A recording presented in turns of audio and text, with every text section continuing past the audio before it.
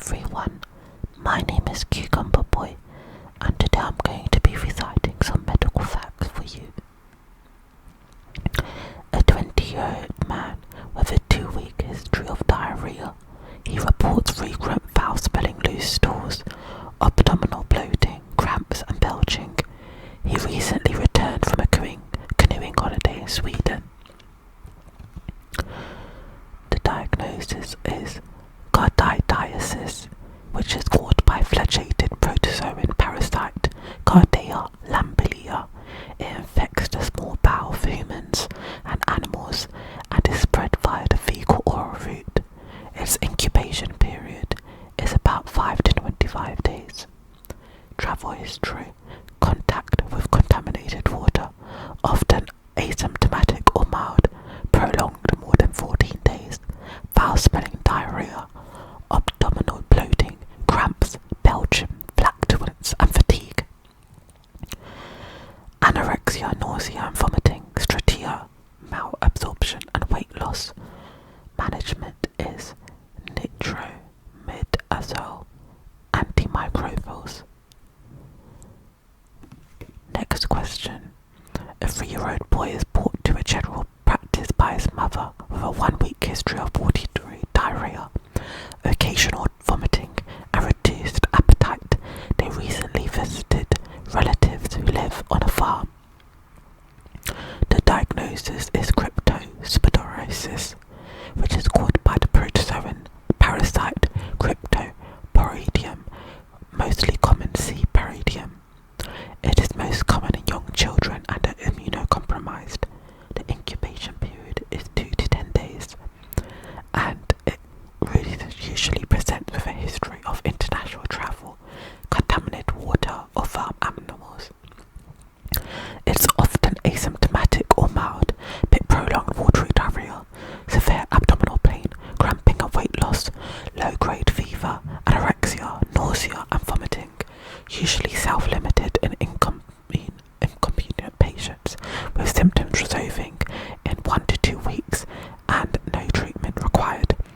Nitrotaxamine can be used for persistent cases. Next question. A 20-year-old man presents with suspected insect bite following a camping trip in the countryside. He has a non-itchy erythematous ring-shaped rash at the site of the insect bite that has been migrating outwards. The answer is Lyme disease. Lyme disease can be caused by Bordella burgdorferi, a parasite bacteria. It's often spread by the bite of the Ictius tick, commonly known as a deer tick. Characterized rash is referred to as erythema migrans, often described as a bull's eye rash.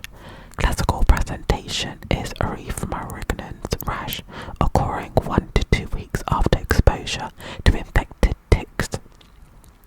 There may be a regional lymphadenopathy and systemic features such as fever, headache, malaria and fatigue. In early dyspeptic disease, there may be multiple erythema migran rashes, facial and other cranial nerves, palsies, aseptic magentas, and cardiac complications such as heart block and myopericarditis.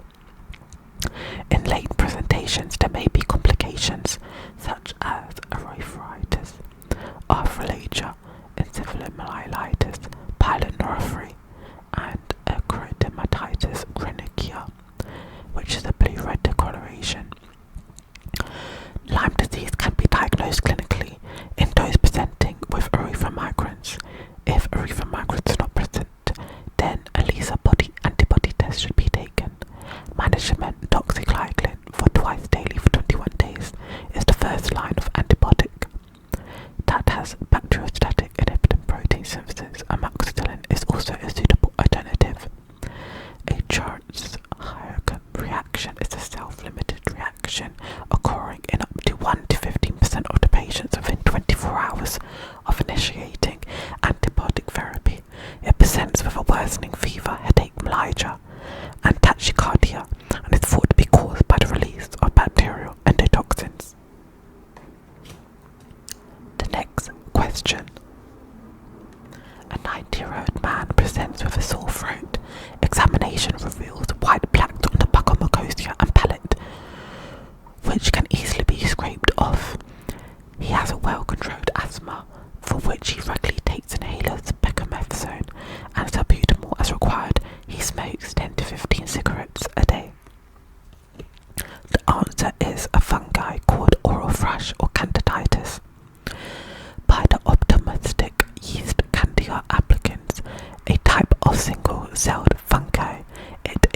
most common human fungal pathogen and forms part of the normal commensal flora of the respiratory, gastrointestinal and female genital tracts. Extremes of age, immature or weak immunity, immunosuppression such as steroids, HIV, diabetes, smoking, poor dental hygiene and dental oral, broad-spectrum antibiotics and pregnancy. Oral candidiasis presents with cream or white or yellow plaques with underlying erythema. There may be burning oral pain or altered taste, or ventral candidiasis can cause dysphagia, difficulty in swallowing, or orthophagia, painful swallowing. It is an age-defying illness. Vaginal candidiasis presents with vaginal pain or itching, thick, white, offensive discharge, dysuria, painful urination or dyspareunia, painful intercourse. Oral candidiasis is a topical antifungal microconsole with the first line of management. Nystatin suspension is unsuitable. Oral fungosal, if severe. Oesophageal candidiasis such as oral fungonocosis, vaginal candidiasis, oral fungonocosis. Other fungal infections such as dermatitis, ringworm, fungal nail infections, onychromosis, aspergillosis, respiratory mode infection, pneumococcal and cryptomeningitis. Next question. A 70-year-old man presents with hot swelling leg. He has a past medical history of poorly controlled type 2 diabetes and recurrent diabetic foot ulcers. On examination, the skin is erythematous, warm, tender. His observation are as follows: temperature 38 degrees, heart rate 100 beats per minute, blood pressure 100/70. The diagnosis is cellulitis. Cellulitis is a bacterial soft tissue infection, specifically affecting the dermis and hypodermis, subcutaneous tissue layers of the skin. Deep venous thrombosis, cellulitis, and DVT may have similar presentations and can sometimes occur. Common causes are Streptococcus aureus and Streptococcus pyogenes, Strep A. There are a severity score of the E1 classification. Class 1, no systemic upset or uncontrolled comorbidities. Class 2, systematically unwell or systematically well with comorbidity.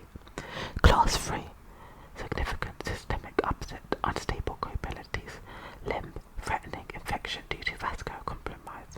And Class 4, sepsis or severe life-threatening infection such as necrotizing vasculitis.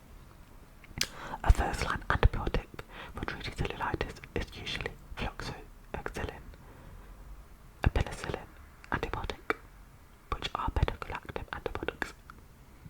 Alternatives antibiotics, if you are penicillin allergic, are clarithromycin, erythromycin, doxycycline.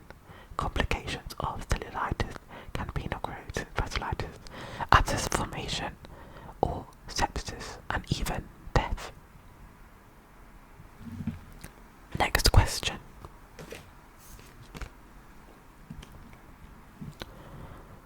A 90-year-old woman is attending the clinic for sexual health screening. She reports feeling unwell and denies any symptoms. She has recent unprotected sexual intercourse with a new partner. A urine sample test is positive for the most common STI in the UK. The diagnosis is chlamydia, the gram-negative intracellular bacterium Chlamydia trachomatis. Often asymptomatic, men suffer from dysuria, macrourethral discharge. Women suffer from vaginal discharge, dyspareunia, dysuria, postcoital